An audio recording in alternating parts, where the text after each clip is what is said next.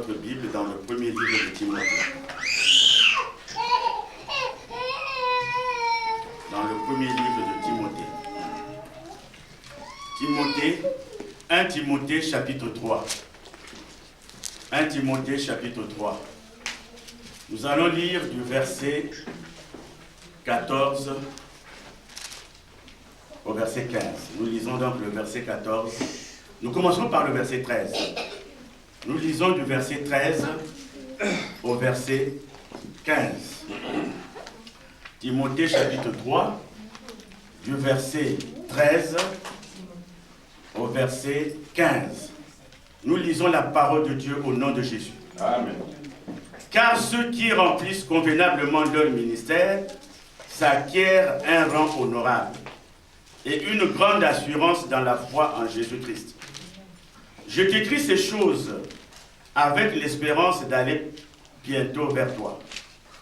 Mais afin que tu saches, si je tarde, comment il faut te conduire dans la maison de Dieu, qui est l'église du Dieu vivant, la colonne et l'appui de la vérité. Seigneur, ta parole, nous la voulons révéler. Parle-nous, mets dans ma bouche les mots qu'il faut, Seigneur.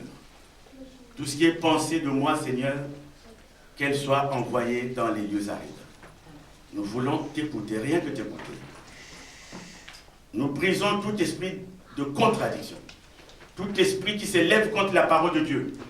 Nous la brisons, nous l'envoyons dans les lieux arides, dans le nom puissant de Jésus. Que ton sang inonde et surabonde dans cette salle. Et que ta présence soit ta présence, soit ta présence, soit ta présence. Au nom de Jésus. Amen. Amen. Bien-aimés, nous allons parler ce matin de l'Église de Jésus-Christ. L'Église de Jésus-Christ. En introduction, nous disons tout simplement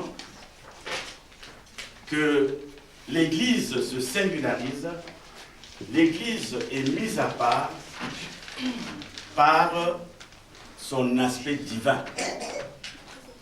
Une église n'est pas un café. Une église n'est pas un terrain de foot. Parce que je vais au café comme je veux, je vais au terrain de foot comme je veux, et là-bas j'ai une attitude, j'ai une conduite qui ne concerne que moi. Mais l'église, c'est quelque chose de solennel. C'est quelque chose de sacré. C'est quelque chose de divin. Une chose que l'on met à part. C'est d'ailleurs pour cela, quand on commence une église, on se met chez nous pendant longtemps. On médite la parole. On jeûne. On jeûne. On jeûne. On cherche la direction. On cherche la volonté de Dieu. Et ce n'est que lorsque Dieu nous accorde sa miséricorde, on peut dire, nous pouvons prier à cet endroit. Quand je parle d'église, je ne vois pas les quatre murs. Parce qu'une église peut se réunir à un endroit qui n'est pas fermé. Une église peut se retrouver dans une maison. Une église peut se retrouver partout. Mais la seule différence avec ce partout, c'est que l'endroit où l'on prie est un endroit sacré. C'est pour cela que Moïse, quand il entrait vers l'Éternel Dieu, il lui demandait d'enlever les sandales qu'il avait. Parce que nous pensons que dans l'église, il y a la présence de Dieu.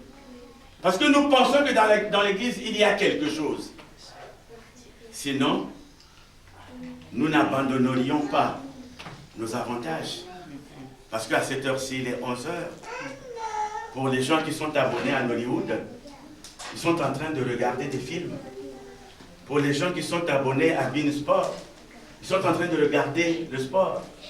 Pour les gens qui sont abonnés à Canal+, ils sont plongés dans des films. Et bien sûr, nous sommes en train de zapper. Nous sommes en train de zapper on fait la grasse matinée, on rallonge son sommeil. Mais nous avons coupé notre sommeil. Nous avons pris nos enfants qui voulaient récupérer. Nous leur avons dit, allons à l'église. Et d'ailleurs, la parole dit, je suis dans la joie quand on me dit, allons à la maison de l'Éternel. Amen. Alléluia. Amen. Je suis dans la joie quand on me dit, allons à la maison de l'Éternel. Est-ce que quelqu'un peut dire Amen? Amen. C'est que l'église, c'est l'endroit où nous devons être heureux, où nous devons être dans la joie. Parce que l'église, c'est l'endroit où on adore Dieu. C'est l'endroit où on loue Dieu. C'est l'endroit où nous donnons à Dieu le parfum de nos lèvres. C'est l'endroit où nous écoutons la parole de Dieu. C'est l'endroit où nous renouvelons notre foi. Car la Bible dit que la foi vient de ce qu'on entend, et ce qu'on entend vient de la parole de Dieu. C'est important donc de partager la parole de Dieu. C'est pour cela que nous nous rendons à l'église. Donc, dans cette introduction, je voudrais seulement m'appuyer sur le terme sacré, le terme divin. Ce sont des termes qui nous invitent à un respect des lieux sacrés. C'est-à-dire, quand je rentre dans l'église, je sais pourquoi je suis là. Quand je rentre à l'église, je sais pourquoi je me trouve là. Et quand je rentre à l'église, en tout cas, toute la joie est à moi. C'est pour cela que je nous invite à dire à ton frère, à ta soeur qui est à côté, tu lui dis, tu as fait le bon choix ce matin. Tu as fait le bon choix. Tu as fait le bon choix ce matin. Tu as fait le bon choix d'être là ce matin. C'est un bon choix. Il n'y a pas un choix qu'on peut comparer à un autre qu'aller dans la maison de Dieu. On est dans la joie quand on est dans la maison de Dieu. Amen. Alléluia. Amen. Bien-aimés, nous allons voir l'église. Nous n'allons pas nous étendre sur toutes les composantes de l'église. Nous allons assez rapidement voir 5 points si le Seigneur nous le permet. La première question, qu'est-ce que l'église de Jésus-Christ? C'est quoi l'église de Jésus-Christ? Et quelles sont les identifications de l'église de Jésus-Christ? Les appellations. Comment on appelle cette église? L'église de Jésus-Christ.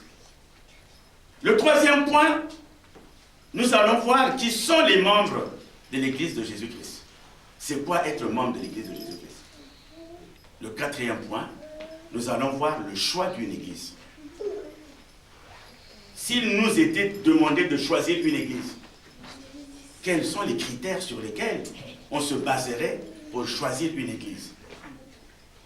Bien sûr, quand je parle de choix, je ne parle pas de ceux qui sont devenus chrétiens par procuration. Je ne parle pas de ceux qui ont été baptisés par procuration. Vous n'avez pas conscience que vous êtes en train de passer un baptême. Vous n'avez pas conscience que vous êtes en train de donner votre vie à Jésus. Et on vous met un peu d'eau sur la tête 3 fois. Et bien sûr, c'est suivi par la fête et les gens dansent. Il y a un livre, c'est quelqu'un d'autre qui va signer à votre place. On est chrétien. Nous ne parlons pas de cela. Nous ne parlons pas de ceux qui sont devenus chrétiens par habitude. Parce que mes parents vont à l'église. Mon frère va à l'église. Ma soeur va à l'église. Moi aussi, je vais à l'église sans savoir pourquoi. Parce que j'y suis obligé. Parce que mes parents m'obligent d'aller à l'église. Mais je ne sais pas pourquoi je vais à l'église. Et d'ailleurs, quand on me demande, je dis, mais j'ai toujours été chrétien. Je vais toujours à l'église. J'ai accompagné mes parents. J'ai accompagné mes parents à l'église. Et comme j'ai accompagné mes parents, je suis chrétien. On ne sait même pas ce que ça veut dire d'être chrétien. Nous ne parlons pas de cela. Nous parlons des adultes qui ont choisi de donner leur vie à Jésus. qui ont confessé Jésus-Christ comme leur Seigneur et leur Sauveur. Qui se sont dit, quoi qu'il advienne, ma vie est entre les mains de Jésus. Hier, quand je ne connaissais pas Jésus, j'allais voir les marabouts. Hier, quand je ne connaissais pas Jésus, j'allais consulter les esprits de mes ancêtres. Hier, quand je ne connaissais pas Jésus, j'allais voir les devins. Lorsque je ne connaissais pas Jésus, je faisais n'importe quoi. Mais maintenant que je le connais, ma vie est entre ses mains. Je m'abandonne entre ses mains. Je voudrais parler de cela. Je voudrais parler de cela parce qu'il s'agit de leur église, l'église de Jésus-Christ. Alors nous voyons rapidement le premier point, ce ne sont pas des points très longs. Le premier point, qu'est-ce que l'église de Jésus-Christ? Nous dirons tout simplement que le mot église a été écrit pour la première fois dans les Saintes Écritures lorsque le Seigneur Jésus-Christ parla à Pierre, à Simon-Pierre. Nous allons dans Matthieu, chapitre 16, verset 18. Donc, lorsque le Seigneur parla pour la première fois, lorsqu'il parla à Matthieu, plutôt à Simon-Pierre, pardon. Lorsqu'il parla à Simon-Pierre, je disais, Matthieu, chapitre 16, verset 18, c'est pour la première fois que le mot église apparaît dans les Saintes Écritures. Je lis la parole de Dieu. Et moi, je te dis que tu es Pierre, et que sur cette pierre je bâtirai mon église, et que les portes du séjour des morts ne prévaudront point contre elle.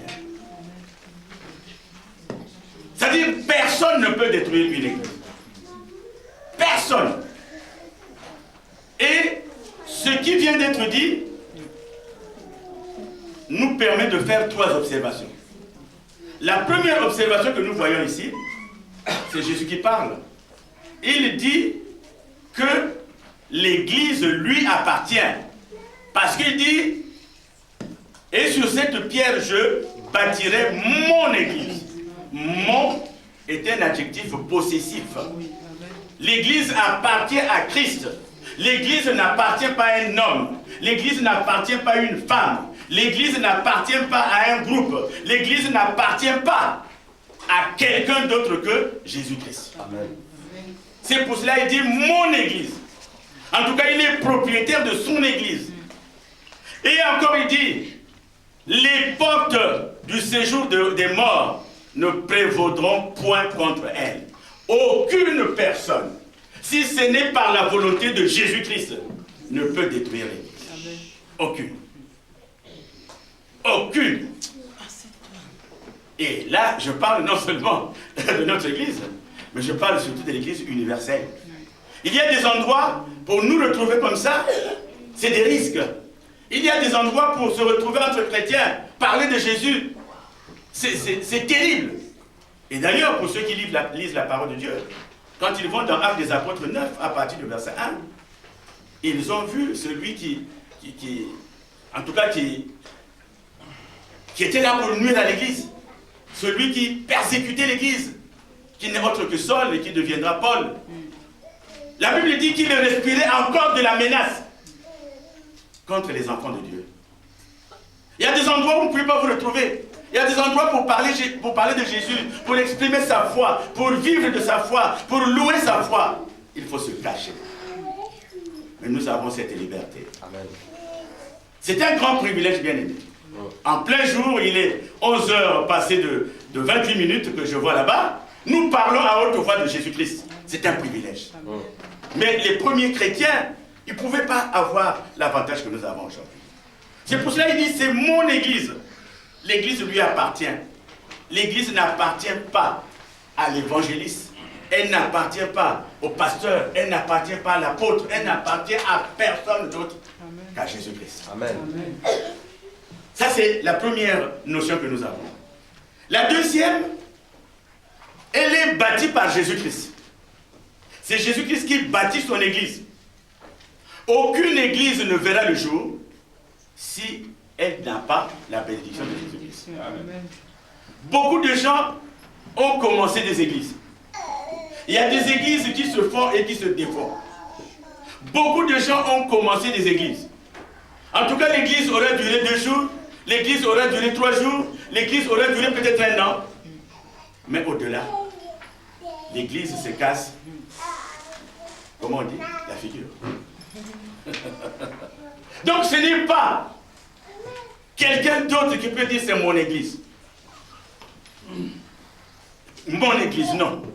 Le mot ne revient qu'à Jésus-Christ, qui est celui qui bâtit l'église et celui qui veille sur son église. Il veille. Pendant que tu dors, Jésus-Christ veille sur son église. Il veille. Il est fidèle. Il veille.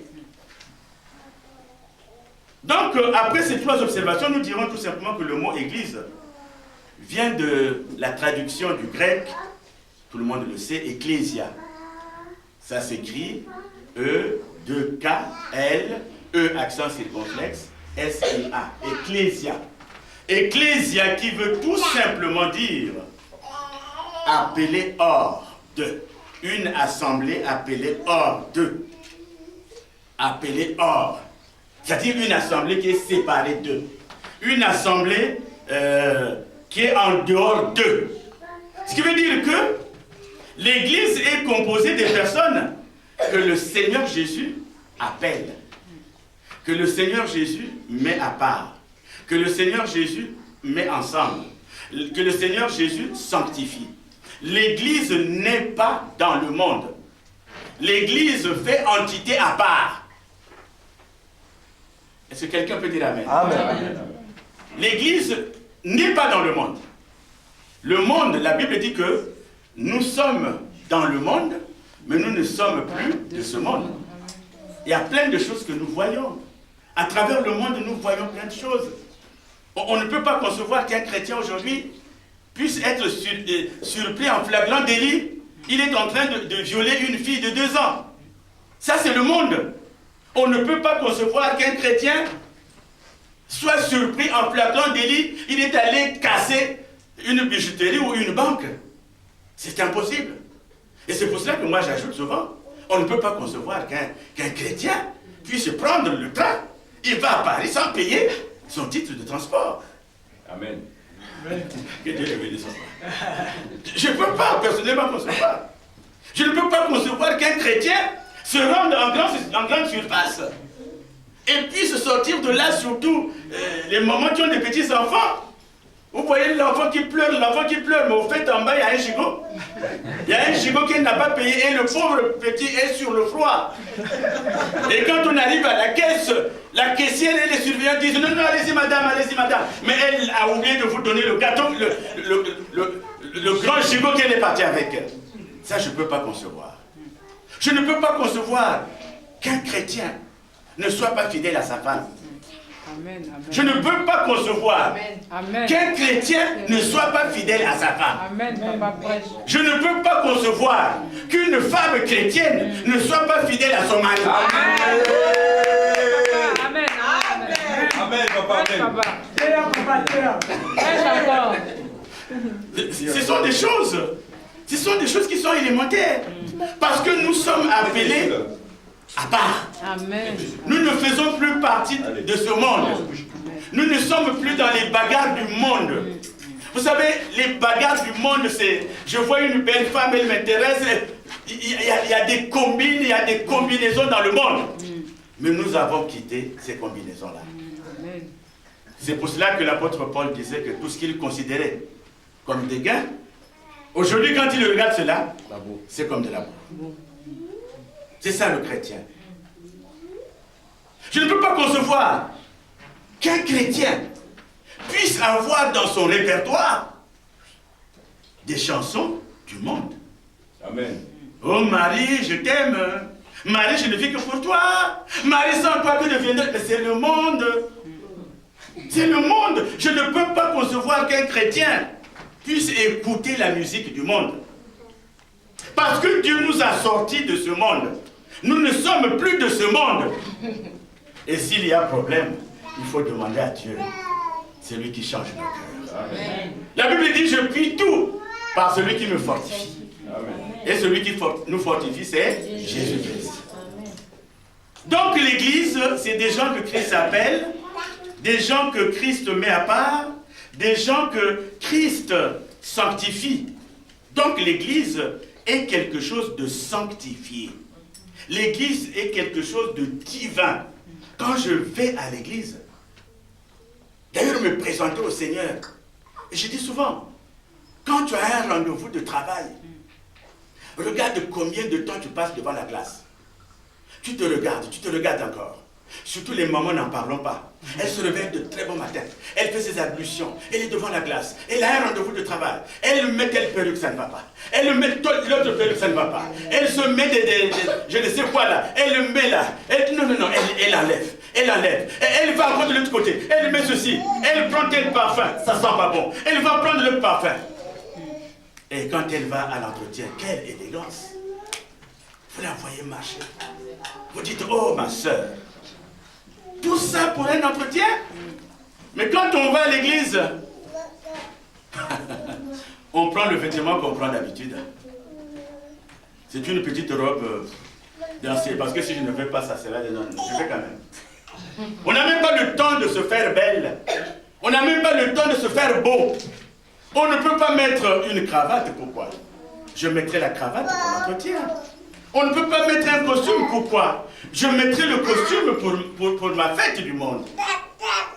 Voyez jusqu'à quel point nous attristons le Saint-Esprit. Et voyez les mamans quand elles viennent ici. Vous les voyez en débraillé, en relax. En relax. Elles sont en relax. Ah, tu sais l'église. Ah, j'y vais, hein. Et quand le mari lui dit, ma chérie, tu n'es pas bien mise. Ah, toi aussi, laisse-la. Tu crois que c'est la fête aujourd'hui? Non. Je vais aller. Mais oui, ma fille. L'église, c'est une fête. L'église, quand tu vas à l'église, c'est une fête. Et j'apprécie souvent ceux qui se disent témoins de Jéhovah. Quand ils vont à l'église, en tout cas, ils sont bien, comment vous dites? Ils sont en sapologie, comment vous dites ça? Ils sont sapés. Ils sont sapés. Quand ils vont à l'église, vous voyez ces familles sapées. Le tout petit en costume comme son père. La fille bien habillée en tailleur comme sa mère. Et vous les voyez avec leur Bible. Ils avancent. C'est vrai. Amen. Mais nous, et d'ailleurs, ça c'est une histoire qui est vraie. Beaucoup des églises évangélistes sont locataires. Et il est arrivé une mésaventure à un de nos frères pasteurs. Il est allé donc chercher une place, un espace pour louer. Et c'était un grand immeuble où les gens pouvaient acheter. Il est arrivé, il a demandé au propriétaire qui était musulman. Ah monsieur, s'il vous plaît, oui, je cherche un espace vide. Un espace vide, pourquoi? Mais c'est pour mon Dieu, nous allons prier là. Vous allez prier, oui. Ah, mais regardez là, cet immeuble-là est libre. Non, je ne cherche pas un immeuble. Mais qu'est-ce que tu cherches? Un petit espace, parce que je veux louer. Il lui a dit, pour ton Dieu, tu vas louer. Mais Dieu n'est pas pauvre. Nous, on achète. Effectivement, vous pouvez faire le tour de la ville. Vous ne verrez jamais les musulmans en location. Vous ne les verrez jamais en location. Ils peuvent être en location le premier jour. Mais les mois qui vont suivre, ils sont chez eux. Mais nous, on est des éternels locataires. Et quand la fin du mois approche, oh, quelle peur. Ah, comment on va faire? Ah, comment on va faire? Ah, comment? Oh, parce que le locataire, lui, il n'a qu'à payer tout simplement ce qu'on appelle les impôts locaux. Et il va payer les impôts fonciers. Donc ce n'est pas tous les jours qu'il paye. Mais nous, tous les mois, on est dans la gymnastique. Parce que nous pensons que notre Dieu est pauvre. Parce que nous pensons que notre Dieu n'est pas riche.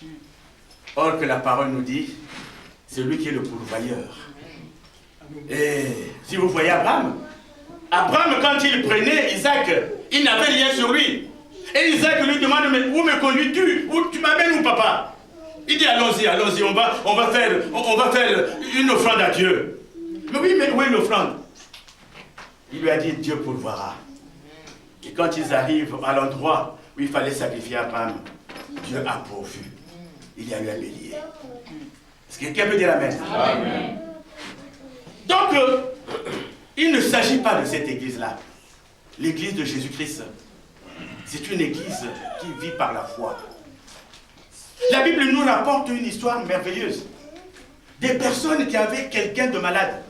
Et comme ils ne pouvaient pas passer, et comme la salle était archi bondée, la Bible dit qu'ils sont passés par le toit.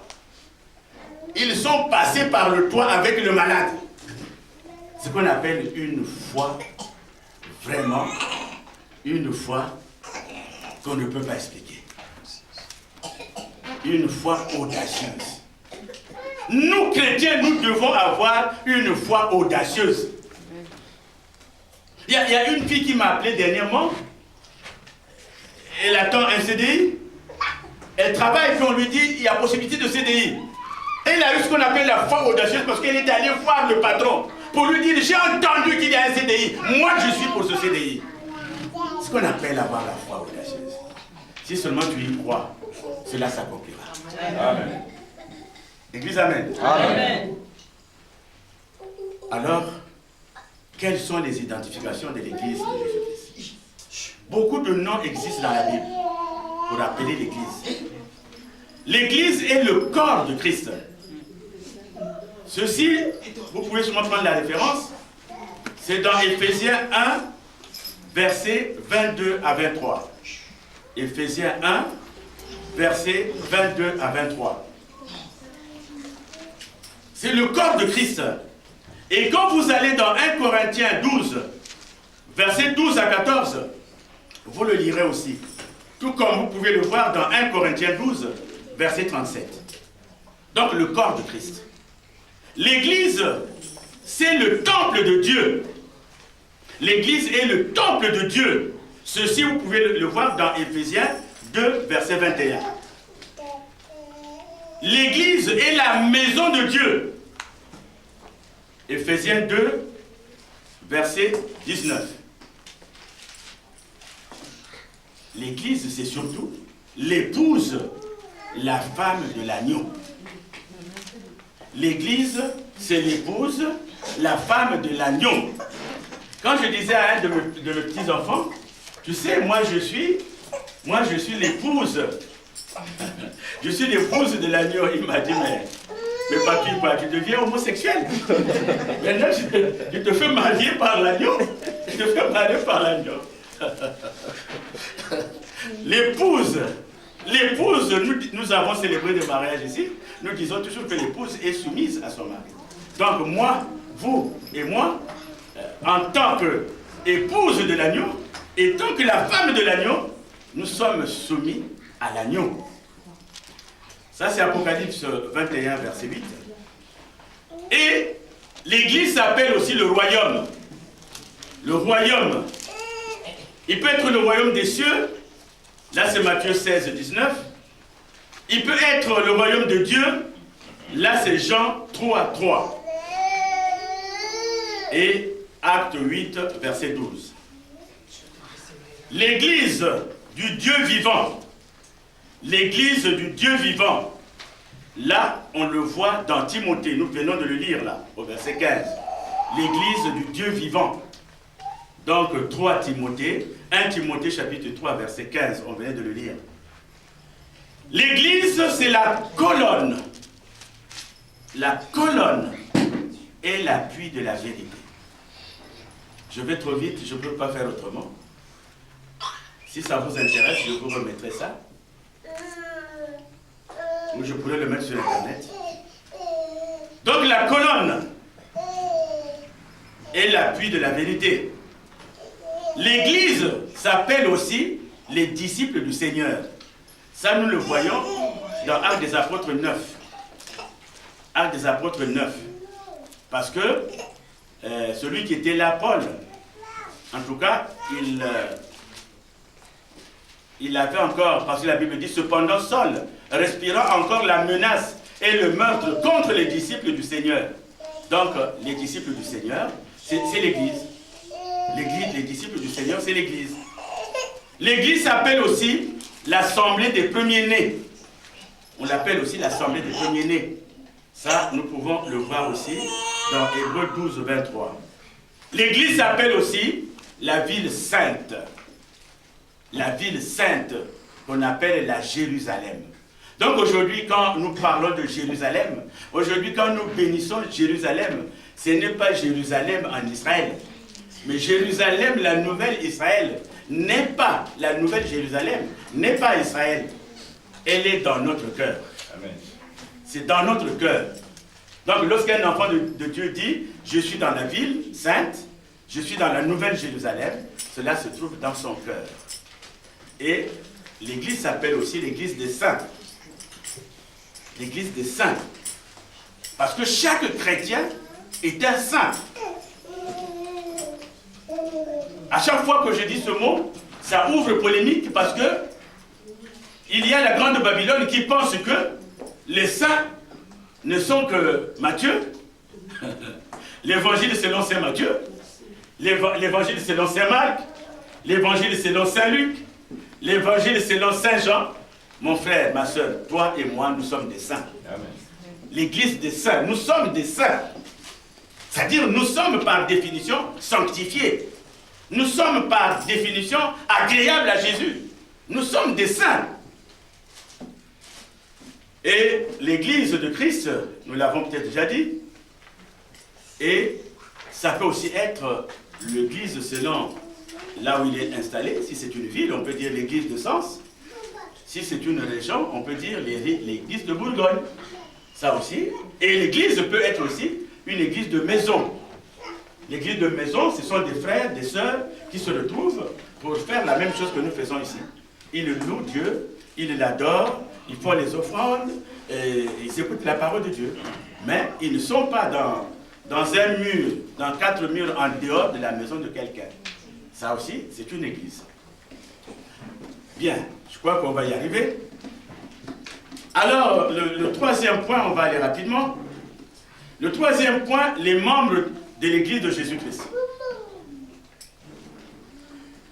Donc, les membres de l'église de Jésus-Christ, pour avoir la définition, il faut aller dans Jean 1, versets 12 et 13. Jean 1, versets 12 et 13. La Bible dit, à ceux qui l'ont reçu et qui ont cru en son nom, Jésus-Christ est la lumière, elle leur a donné le pouvoir de devenir enfants de Dieu, lesquels sont nés, non de la volonté de l'homme. Ils ne sont pas nés du sang de l'homme, mais ils sont nés de Dieu. Jean chapitre 1, versets 12 et 13. Donc, ceux qui font partie de l'église de Jésus-Christ, ce sont ceux-là qui ont reçu Christ, qui ont cru au nom de Jésus, comme vous et moi, nous avons reçu Jésus, nous avons confessé Jésus, nous avons été baptisés. C'est nous qui sommes membres de l'église de Jésus-Christ. L'église de Jésus-Christ est composée des rachetés. Vous savez que Jésus est mort sur la croix pour que nous ayons le salut. Il est mort pour nous. Donc nous sommes les rachetés de Christ. Nous sommes membres de cette église. Donc les membres de l'église de Jésus-Christ, vous connaissez les mots. On les appelle des frères et sœurs. Nous sommes des frères et des sœurs. On les appelle les disciples. On les appelle les fidèles. On dit qu'ils sont comme Christ, c'est-à-dire chrétiens. Ce sont des chrétiens, ce sont des saints, ce sont des enfants de Dieu, ce sont des citoyens du royaume spirituel. Ils sont citoyens. Et ils sont citoyens du royaume éternel dont parlait déjà Daniel. Est-ce que quelqu'un peut me trouver Daniel et me le lire? Daniel chapitre 2. Daniel chapitre 2, verset 14. Si quelqu'un le trouve, il me le lit. Daniel chapitre 2, verset 44. Je lis la parole au nom de Jésus. Amen. Daniel chapitre 2, verset 44.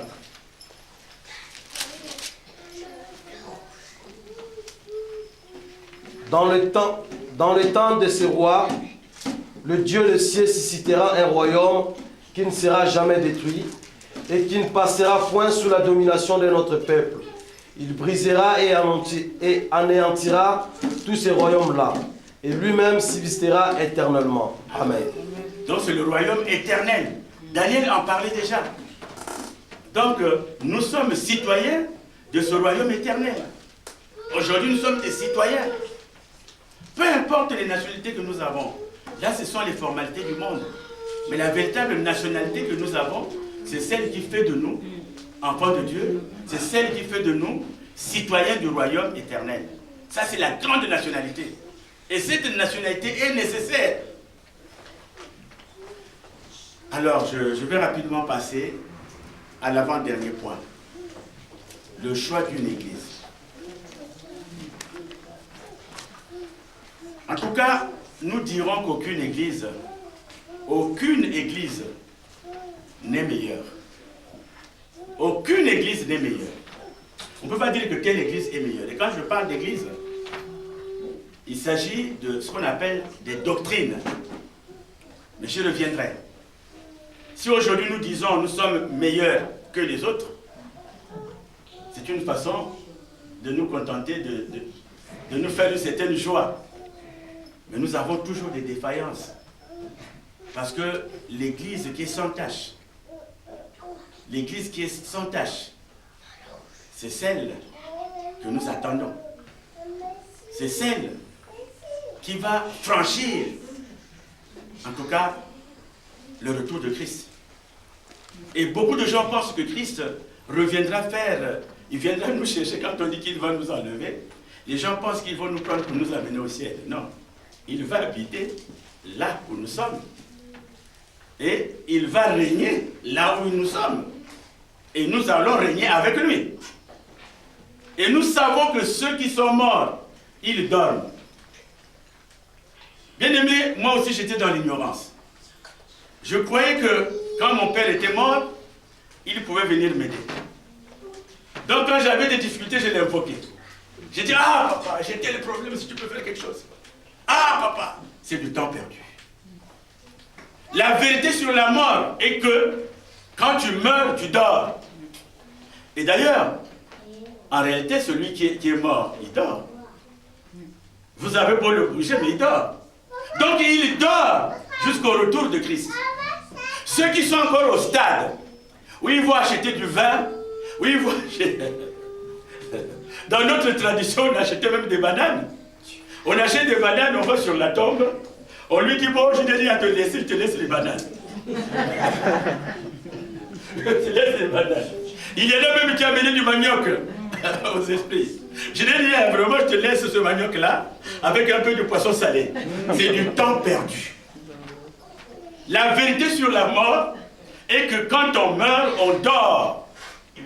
On dort et on sera réveillé le jour où Christ reviendra pour le jugement dernier. Et quand il va commencer son jugement dernier, il commencera par les morts. Si quand il reviendra, vous et moi, c'est ce que je souhaite, que nous sommes encore en vie, alors Christ ne commencera pas par nous, mais il commencera par les morts. Donc ceux qui seront vivants seront jugés en deuxième position. Il va commencer par les morts. C'est pour cela que jusque-là nous perdons notre temps. Quand un membre de ta famille meurt, tu vas voir ceux qui le font et ils commencent à faire des prières pour lui. Seigneur, reçois-le, pardonne-lui ses péchés. Non, non. Il n'a pas voulu connaître Jésus de son vivant. Ce n'est pas parce qu'il est mort que vous allez pleurer que Dieu va lui faire des excuses. Et d'ailleurs, quand il meurt, il n'est pas jugé. Il dort. Il dort tranquillement. C'est là maintenant que chacun viendra avec une carte de visite. C'est là maintenant qu'il y aura beaucoup d'Ézéchias. Quand le jugement sera faux, puisqu'il y a le livre de souvenirs, tu vas dire au Seigneur, Seigneur, j'ai fait ça. J'ai passé des nuits dans des veillées. J'ai transporté les gens de l'église. J'allais tous les jours à l'église. Il va regarder là. Ah oui, c'est vrai, c'est vrai, c'est vrai. J'ai offert ceci à l'église. J'ai donné ma dîme à l'église. J'ai participé au loyer. Je faisais, Seigneur, de liberté l'église. Il va regarder tout ça et dire, ah oui, c'est vrai. Sans toi, l'église, ah oui, oui, c'est vrai. Bon, d'accord, passe à côté. Ézéchias a gagné 15 ans. Tout simplement parce qu'il avait travaillé. Bien-aimés, ne nous trompons pas avec les morts. Moi, j'étais de ceux-là qui croyaient. Je vous dis, hein, je faisais des vraies prières et je pleurais aussi. Hein. Surtout quand j'ai besoin de quelque chose. Oh, papa, vraiment, est-ce que tu m'entends? Donc, j'allais sur la tombe de mon père, je faisais des incantations, des invocations. C'est du temps perdu. Et là, dernièrement, enfin, depuis quelques années, quand je vais au pays, on me dit, alors, quand je vais, je ne dis rien, je ne pleure pas, je ne dis rien. Mais toi, maintenant, tu as quelle magie là? Tu parles plus aux morts, mais tu peux pas parler aux morts puisqu'ils ne parlent pas. Donc, ne croyons pas à cela. Je suis en train de vous dire la vérité. Alors, le choix d'une église. Le choix d'une église, bien aimé, ce n'est pas parce que il y a ceci, il y a ceci, il y a cela. Pour choisir ton église, il y a quelques critères. Je sais qu'il y en a beaucoup. L'un des critères, c'est l'église qui met en pratique, je dis bien, en pratique, l'enseignement et les commandements du Seigneur Jésus. Et qui néglige pas les instructions des apôtres. Ce qu'on appelle la sainte doctrine. Quand vous allez dans une église où la parole de Dieu est détournée, parce qu'aujourd'hui la parole de Dieu sert pour le ventre. Quand la parole de Dieu sert pour le ventre, cette église n'est pas bonne. Tout ce qu'on fait doit être biblique. Ce qu'on appelle la sainte doctrine. La deuxième chose, c'est l'église où on enseigne le salut. Le salut qu'on obtient par le moyen de la foi en Jésus-Christ. On n'a pas le salut à cause ou par nos œuvres, mais le salut est un don gratuit. Mais comme nous disons, il faut l'entretenir. Ce n'est pas parce que tu as été baptisé, tu as le salut, et tu sais, tu fais n'importe quoi, que tu as toujours le salut. Il faut l'entretenir, ce salut-là. La troisième des choses, c'est une église où il y a la repentance sincère et profonde. Quand une église se repent, quand une église pleure profondément, il y a des fruits qui arrivent dans cette église. Il y a des choses que Dieu va faire dans cette église. Parce que cette église a une repentance réelle, une repentance sincère. Et Dieu envoie les fruits. L'église qui est réelle, c'est là où il y a la conversion réelle et totale. Là où les gens confessent Jésus-Christ par le baptême par immersion. Le baptême d'eau par immersion. Ce n'est pas qu'on te jette dans l'eau, les pieds ne sont pas dedans. Ce n'est pas qu'on te jette dans l'eau, ton costume n'est pas dans l'eau. Non, c'est le baptême qui te met entièrement dans l'eau. Tu plonges dans l'eau, tu sors de l'eau entièrement. Parce qu'en plongeant, le vieil homme reste. Et quand tu sors, tu es une nouvelle créature. C'est pour cela qu'on peut lire dans 2 Corinthiens 7, verset 17, « Si quelqu'un est en Christ, il devient une nouvelle créature. Voici, les choses anciennes sont passées, toutes choses sont devenues nouvelles. » Et le baptême d'eau par immersion doit être associé au baptême du Saint-Esprit. Il faut qu'on prie pour toi, pour le Saint-Esprit. Il y a des gens qui ont la réaction sur place, il y a d'autres qui ont la réaction bien après. Il y a la sœur qui a été baptisée dernièrement, elle sort de l'eau, et elle est sortie avec la chanson. Elle commençait déjà à chanter. Et je crois le dimanche qui suivait, elle chantait. Il y a la sœur qui a été baptisée, quand elle a été baptisée, elle qui allait toujours au sommaire pour lire la parole de Dieu, elle sort du baptême, dès qu'on donnait un passage, elle était la première à trouver. Bien. Un autre critère qui nous sert pour choisir notre église, c'est la recherche constante de la sanctification. La sanctification.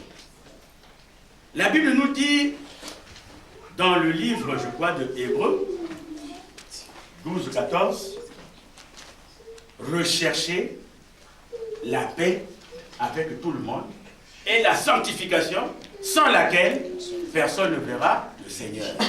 La sanctification. Il faut que la sanctification soit prêchée. Et dans cette église, il faut qu'on prêche aussi les dons spirituels. S'il y a quelqu'un qui a un don, il faut que ce don-là, qu'on lui permette de l'exercer. Ce n'est pas l'église qui étouffe les gens. C'est l'église qui permet à tout le monde de travailler. C'est l'église qui permet à tous les dons. Si Dieu t'a donné un don de chanter, de cantique, alors, déclare-toi, on te permet d'exécuter ton don. Parce que je vous dis souvent, il y a un endroit qui est rempli de dons, un endroit où il y a des gens qui sont partis avec leurs dons, sans les utiliser, c'est le cimetière. Alors maintenant que tu as envie, le don que tu as, il faut l'utiliser.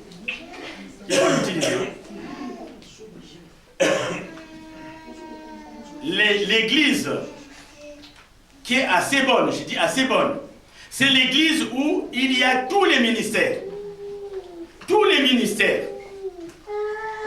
Les ministères tels que définis par Éphésiens 4, à partir du verset 11. Ces ministères-là, qu'on attend de 20 ans, qu'on attend de 30 ans, ces ministères doivent être suscités dans l'église. Et bien sûr, l'église qui est, disons, un peu bien, c'est celle où l'église est dirigée, l'église est animée par les anciens et les diacres. Et là, je veux m'arrêter un instant. Beaucoup de gens confondent être ancien, arriver premier dans une église. Les gens pensent que quand on dit les anciens, ce sont ceux qui sont dans l'église depuis longtemps. Non. Ça, ce n'est pas l'ancien biblique. L'ancien biblique, c'est celui qui a la foi, qui élève ses enfants dans la prière, qui veille, en tout cas sainement, sur la doctrine de l'Église, et qui est ce qu'on appelle fiable. Quelqu'un qui participe, quelqu'un qui met en pratique ses dons. Donc, et puis, qu'il soit marié à une seule femme. Qu'il soit marié à une seule femme. Et qu'il ne soit pas adonné à l'alcool. Tout ce qui est vin, non. Tout ce qui est cigarette, non.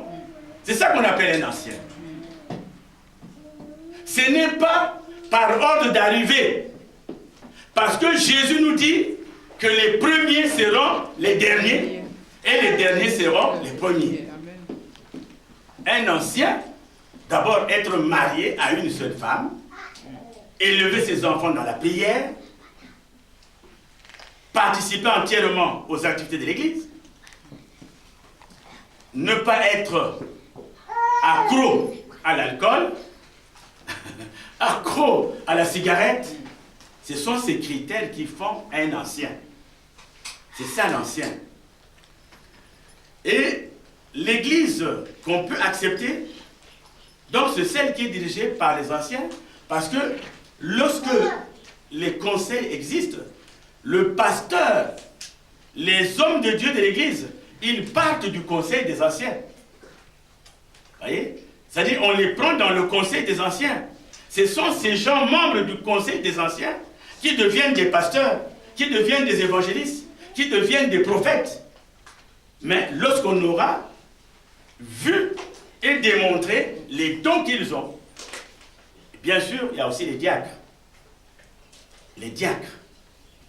C'est ça la véritable organisation de l'Église. Or que nous, en France, nous mettons en avant l'organisation administrative. Parce que l'administration nous demande des comptes.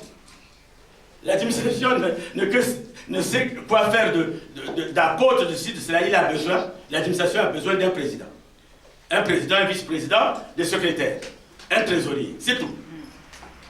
Donc, ça, l'administration, c'est-à-dire l'organisation administrative est parallèle à l'administration divine. Donc si nous avons les deux, l'organisation selon la Bible et l'organisation administrative, c'est l'organisation selon la Bible qui sera première. C'est elle qui va diriger l'Église. Nous nous efforçons d'aller vers cette organisation selon la parole de Dieu. Et dans cette Église, on prêche aussi le vrai évangile. C'est-à-dire, dans l'évangile, on ne choisit pas les partis. Ah, ça, c'est trop méchant. Je ne vais pas dire ça. Souvenez-vous de cette histoire qui s'est passée quelque part. Une femme qui avait financé les instruments de musique. Une femme qui avait tout donné à l'église. C'est même elle qui habillait certainement le pasteur. Alors, cette femme avait une mauvaise conduite. Elle avait des pratiques, des produits, des pratiques de marabout. Elle avait des choses qui n'étaient pas en harmonie avec la parole de Dieu. Alors un jour, le pasteur a demandé, il a pris la décision de l'enlever. Tu étais ceci, tu es maintenant cela. Elle s'est fâchée. Elle a pris tout son matériel. Elle a ramassé tout son matériel et elle est partie. La suite, c'est que l'Église a acheté encore du matériel. Amen. On n'a pas un Dieu pauvre. Amen. Parce que je vous dis, une Église qui laisse passer le péché, une Église qui laisse passer le péché, une Église qui tolère le péché, le pasteur de cette Église-là, il n'aura pas d'arrêt. Directement en enfer. Lui, il n'y a même pas de négociation. Tu avais mission d'enseigner la vraie parole. Tu avais mission de dénoncer le péché. Tu avais mission de dénoncer le vol. Mais parce que la personne qui vole, elle va voler, je ne sais pas, elle revient avec un paquet d'aliments, elle vient te donner, toi tu deviens receleur et tu ne peux pas le dénoncer. Tout droit en enfer. Il n'y a pas d'arrêt. Donc cette église-là, où on n'ose pas parler, on n'ose pas dénoncer le péché, en tout cas, les pasteurs de cette église-là, ils n'ont pas d'autre endroit qu'aller directement en enfer. Voici à peu près donc quelques éléments. Et puis surtout, maintenant, il y a un message qui est là, que l'Église de Jésus-Christ doit prêcher. C'est le message des temps de la fin. C'est le message. On doit maintenant, nous sommes des sentinelles. Nous sommes ceux qui avertissent. Et quand nous avertissons, et que les gens n'écoutent pas, l'essentiel que nous ayons averti. Chacun veut aussi sauver sa peau. Le pasteur vient pour avertir. Attention, attention, on va vers les temps de la fin. Jésus arrive, il te voit avec un gros gigot de vol. Il te voit avec un gigot là, tu n'arrives même plus à marcher. Il te dit, alors mon frère, tu viens d'où? Il est parti. Le temps que tu pars te rendre le gigot, Jésus est déjà passé. C'est les temps de la fin. Personne ne connaît ni le jour ni l'heure. Moi, je vous dis sincèrement, si je connaissais le jour, peut-être que je vous l'aurais dit. Mais je serais tranquillement assis à la maison. Tranquille. Et revenir 2 minutes avant qu'il n'arrive. Parce que le travail que nous faisons est un travail difficile. Difficile. Tous les dimanches, je ferai défiler des pasteurs ici, je ferai défiler des pasteurs, et pour ne pas avoir de problème, hein. Et au dernier moment, j'apparais, alléluia, alléluia, parce que je sais qu'il va arriver. Mais malheureusement, on ne connaît ni le jour ni l'heure. C'est pour cela, bien aimés, nous devons persévérer. Servir Jésus, ce n'est pas facile. Il y a beaucoup de choses, parfois qui nous découragent. Il y a beaucoup de choses parfois qui nous énervent. Il y a beaucoup de choses difficiles à vivre. Mais comme nous avons été choisis par le Seigneur, comme le Seigneur nous a mis à part, nous devons aller tout droit. C'est comme disait un catcheur. Il ne comptait pas le nombre de fois qu'il est allé au tapis, mais il comptait le nombre de fois qu'il s'est relevé. C'est ça un catcheur. Parce que le catcheur est appelé à aller au tapis. Mais lui ne comptait pas le nombre de fois qu'il est allé au tapis, mais il comptait le nombre de fois qu'il s'est relevé. C'est ça un enfant de Dieu. Un enfant de Dieu doit savoir se relever. Il doit savoir être debout. Il doit savoir rire. Il doit savoir chanter. Il doit savoir être dans la joie. C'est pour cela, bien-aimé. Aujourd'hui, quand tu as quelque chose au fond du cœur, contre ton frère, là je regarde Papa King. Mais ce n'est pas Papa King. Non, je n'ai rien. Ce n'est pas... Que Dieu te bénisse. Ce n'est pas Papa King. Mais c'est l'esprit malin qui est derrière mon frère King. C'est ça. Et justement, Pierre avait vu le soldat.